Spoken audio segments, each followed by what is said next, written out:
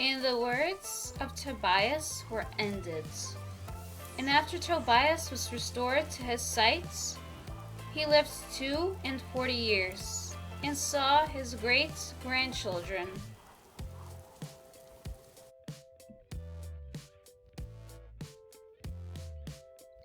After he had lived 102 years, he was buried honorably in Nineveh.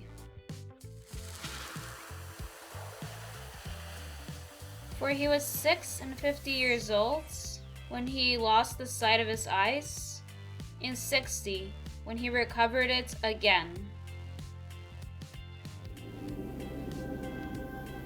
And the rest of his life was in joy, and with a great increase of the fear of God, he departed in peace. And at the hour of his death, he called unto him his son Tobias and his children, 7 young men, his grandsons, and said to them,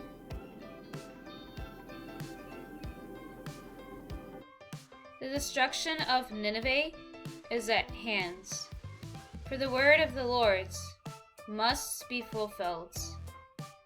And our brethren that are scattered abroad from the land of Israel shall return to it. And all the lands thereof that is desert shall be filled with people, and the house of God that is burnt in it shall be rebuilt. And all that fear God shall return thither.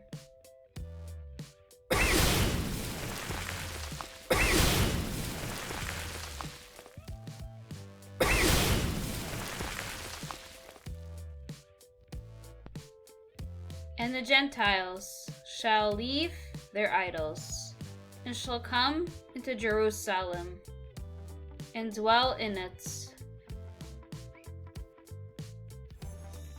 And the kings of the earth shall rejoice in it, adoring the King of Israel.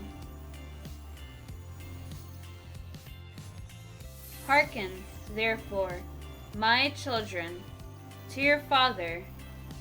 Serve the Lord in truth, and seek to do the things that please him.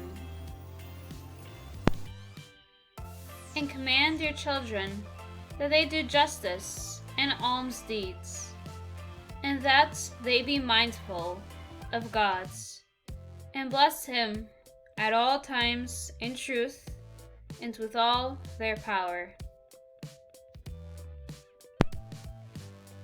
And now, children, hear me and do not stay here, but as soon as you shall bury your mother and me in one sepulchre, without delay, direct your steps to depart hence, for I see that its iniquity will bring it to destruction.